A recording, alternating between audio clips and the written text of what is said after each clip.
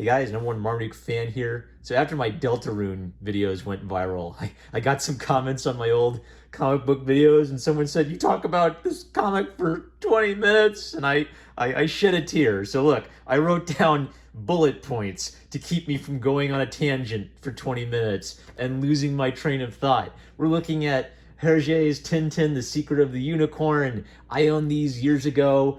I think I gave them away at some point. It's time to buy them again because these are buy and own forever books. Tintin is a famous enough character that there are books written about the character of Tintin and Hergé. So really, I just want to highlight for you a couple really smart things I noticed in The Secret of the Unicorn. And if you haven't checked out Tintin, here's why you're all a bunch of nerds if you're still reading superhero comics. You nerds, you should pick this up. All right, so this is why I have the cheat sheet. So thing number one, clarity in storytelling. So the thing Hergé is famous for and gets discussed a lot is the clear line style. I think it might be called the Lange Claire style, but I'll just call it the clear line style. And you can just sort of take a look and you'll see it, right?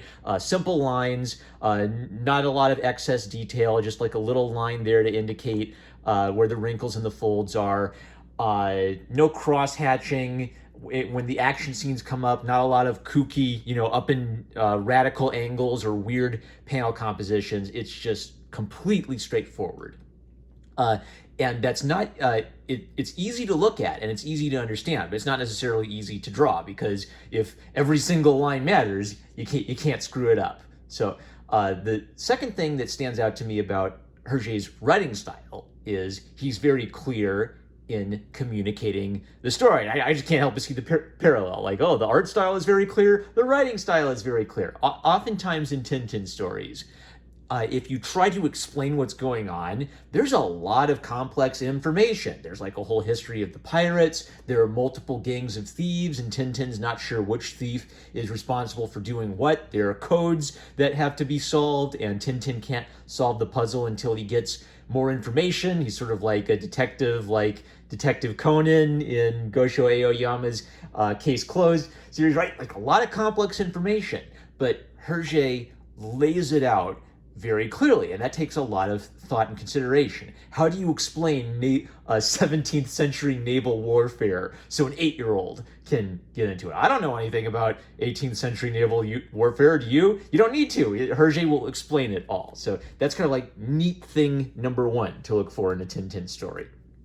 The second neat thing is what I call the male perspective, or kind of being thing-oriented. So I guess maybe I shouldn't go on a tangent about what the male perspective. Just look up thing-oriented versus person-oriented, all right? Jordan Peterson's got videos about this stuff. There, I just saved you a 10-minute tangent. So one of the nice things about old Tintin books is I feel like in a lot of new media, a lot of the male characters are inept and incompetent, so that if there's a cool character like Darkwing Duck, who's kind of a neat adopted father figure, it stands out. I'm not saying there are no good male father figures or competent male figures in children's media. I'm just saying that when I see one, I notice, because I'm used to inept Homer Simpson type characters.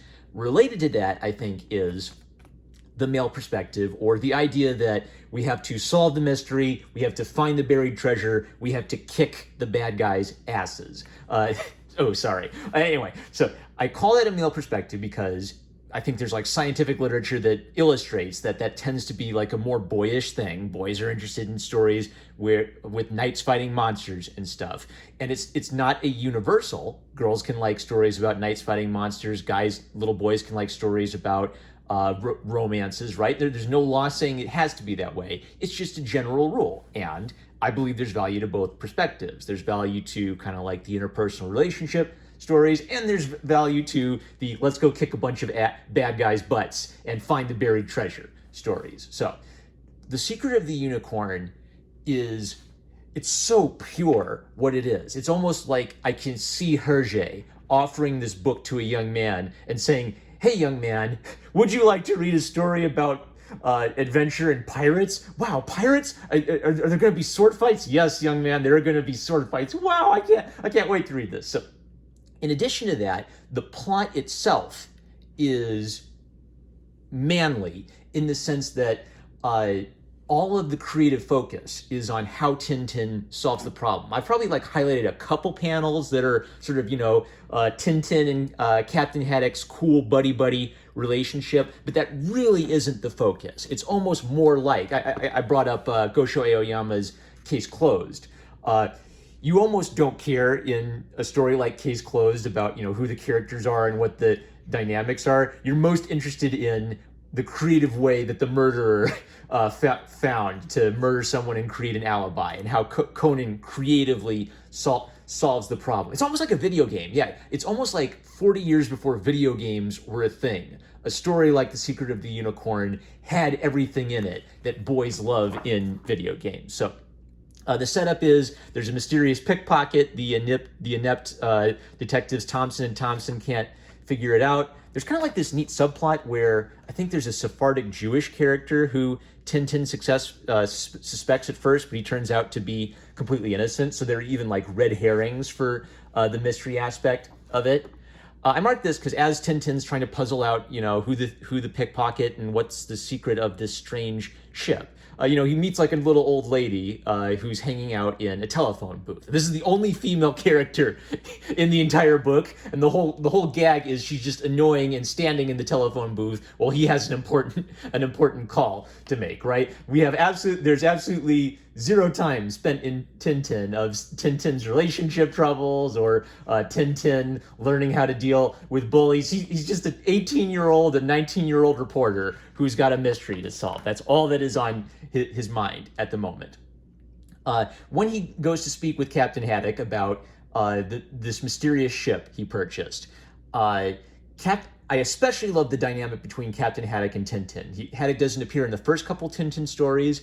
I think once Haddock appears, they become a perfect buddy comedy duo. And they're two different kinds of manly men. Haddock, he's tall and strong looking. He's bearded. He likes to dress up in a pirate hat and swing a sword around. He drinks too much. He swears. He loses his temper, right? So he's one idea of the manly adventure guy. Tintin's shorter. He's younger. He's kind of got that weird ginger haircut, very simple boyish features, but he's smart. He's very, very smart. He's more of an intellectual, but he's manly in a different way. He's very calm and collected under pressure. And it's kind of lovely how the two of them are so different.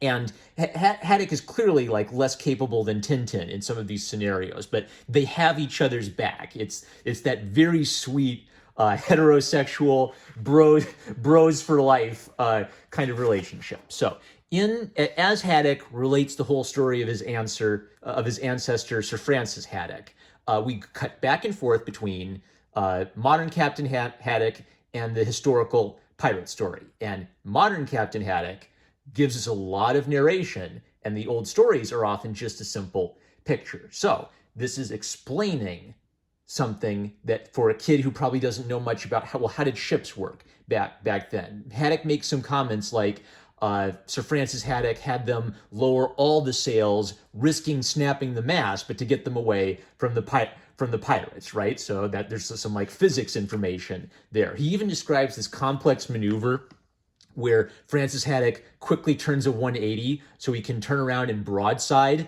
the pirate ship. I swear I've seen like a Pirates of the Caribbean scene that's this exact scene, right? So like multi-million-dollar pirate movie scene that a kid would get because the narration, the words explain to you the complex thing that's going on, and then the picture shows you the cool thing that's going on, and both of them are working together. If the kid reads all the words, they're not only will the picture be cool, they're going to understand what's happening. It's going to get even cooler beyond that. Point two, the whole time we're basically getting an exposition dump, but it feels really exciting because there's a pirate battle going on. We're also getting comic relief from Captain Haddock getting too drunk and swinging his sword around and falling off the table. So we're developing Captain Haddock's character. We're getting that funny physical comedy. We're getting narration that explains this incredibly complex scene. This is 19 pages of comic. And we have a complex naval battle interspersed with comedy. There's so much packed in here. Another thing, no 2-page splash pages. This is the closest thing to a 2-page splash page I saw in this book. It feels like a 2-page splash page because normally we're used to these kind of like small panels, we're getting into our rhythm, and then this jumps out at you. You know, you could imagine turning the page and seeing this fill up both pages, and that'd be a big visual spectacle. But maybe for the sake of condensing things down to less pages and get moving the pace a little faster, this works too. This achieves a similar effect. And it's a very particular Hergé thing. Like, this works in Hergé's style. I don't know if this would work in another composition style. Hopping ahead. Why did I mark this? Okay, I marked this because this is one of the only panels where Tintin and Haddock's relationship is getting developed a little bit. So Haddock drinks too much. He's always been a bit of an alcoholic. Haddock is talking about how his ancestors saw the bottle on the ground and was about to put it to his lips. And then Tintin just very gently says, and then he stops. This is no time for drinking, he says. I need all my wits about me. So Tintin, as someone who's smart, he's the master of gently asking someone to not be stupid without making them feel stupid. In the nicest possible way, he's asking his friend Haddock to control his drinking and stay on point for the moment. So brash, kind of out of control manliness, calm, collected, in control. I keep thinking of that silly Charisma on Command YouTube channel where they'll like take clips of Ben Shapiro or something, and then the narrator will explain how you can have tons of charisma. Who needs that YouTube channel? Just read old Tintin comics. You'll get the idea. Oh, another thing. There's another cool thing about this page. Look at this. Okay, so Snowy drinks a little bit of the whiskey, and then he sees double. And, no Photoshop. Hergé had to draw these exact figures twice, and the table overlapping on the table as Snowy sees double. And if you look really close, it's so dang close. It's incredible, but there is that very slight, hand-drawn feel where the drawings aren't 100%, they were not copy-pasted because you couldn't copy-paste that. Maybe Hergé could have done a trick where he, moved his drawing over and traced it. Maybe, I don't know. He has enough control in his line. I bet maybe he can even just draw that good and draw that carefully by hand. But anyway, the point is, it's just the drawing quality is so nice. That's something that you could easily lose in a Photoshop. If you used a Photoshop cheat, you'd save yourself some time and it'd feel a bit more static. But jumping ahead, gotta stay on task or I'm gonna talk about Photoshop for 10 minutes. All right. Tintin gets kidnapped by the bad guys and locked in a basement. This reminds me of Legend of Zelda video games where you get trapped in a room and you have to poke around the room to figure out what's there so you can bust your way out, right? So it's almost like Hergé is illustrating what quick creative thinking means to children. Tintin's stuck. He tries to move this log around. He is not strong enough to lift and move the log around. So he's got to think outside the box, get some cloths, rip the bed sheets, make a rope, and drag the thing. All right, so hey kids, if you can't pick up a thing, maybe you can drag it. Later, he puts a rock on a rope so he can throw it through the loop, right, and make a pulley so you can lift the thing up, and now he can make a battering ram out of it. So using simple little objects around him, Tintin constructs a battering ram to bust out of his prison. This is kind of, I marked this because this is the video gamey scene, right? So in a video game, you would solve this problem by trying to have to put the player in the room and just present them with some things. Maybe you'd have a couple little clues or signs to point them in the right direction. And Hergé is able to write this scene because he really cares about thinking creatively and he's getting you invested by creating a problem for Tintin to solve, where the problem itself is kind of interesting. What would you do in Tintin's scenario? Hopping ahead. Okay, I marked this because this is the same thing. 6 really verbose panels here where Mr. Bird explains the whole evil plan. So if you were wondering, well, who's behind all this? Who's responsible? This would explain it all. So if you went back and reread it, you'd say, ah, yes, of course. So that's what was happening there. Now, maybe this is too many words for a little kid. Well, look, there's also Thompson getting their hats stuck on each other's head and trying to pull the hats off and knocking into Captain Haddock and knocking into each other and hitting the wall and getting the hat stuck on their head again. So if you're a bored little kid with ADHD and you can't take this wall of text, well, look, there's some silly stuff here for you. And then for the older kids who really want to know what the mystery is and what all the bad guys are up to, we've got that information for you here. So you can go back and see how it all hangs together. And then look, all right, one of the neat things about this is you might not be smart enough to explain Tintin to a kid if a kid read a Tintin book and asked you questions about what Tintin was up to. So Tintin and Haddock figure out that if you put the 3 notes over each other, it reveals a secret message with latitude and longitude. Imagine, like, if a kid read a Tintin book and ran to you and said, please, Daddy, what's latitude and longitude? Would you be able to explain that to them? Well, Hergé does, and you just get it. I even Googled this. I Googled this, right, to figure out, can you really, like, look that up on a Google map? And there was a forum discussion where they said, well, this actually isn't the correct latitude and longitude because modern latitude and longitude is different than the Paris meridian, which was a more common form of latitude and longitude in the 17th century. Oh my gosh, this is so complex and interesting. And Tintin's so bloody smart. He sits down and he thinks through his problems logically and he finds the solution. Tune in next time, kids, for Red Rackham's Treasure. Are you kidding? Of course I'm going to get Red Rackham's Treasure. Okay, look at this. One little moment where he sort of chucks Haddock in the elbow as he's about to drink more whiskey, which is a callback to when he was stopping Haddock from drinking whiskey earlier. So, is Tintin a klutz and he's accidentally knocking the drink out of Haddock's hand, or is he just the ultimate Alcoholics Anonymous wingman who will just make sure that his buddy Haddock doesn't drink too much without ever saying a word? I'll leave you to interpret that. What an absolutely perfect book. My trouble was, well, how do I review a perfect book? Because it's just perfect. You got to go get it. You got to read it. You got to give it to a kid. But I guess the point of this video is, if you look carefully at what Hergé is doing, he will reward you because he is someone who puts a lot of thought into crafting a pure adventure story, which has a value all its own. That's it. I'm a Marmaduke fan. Look at all these Tintin books I've got to buy up and collect. Someone made fun of me. Oh, imagine reading this. And I know,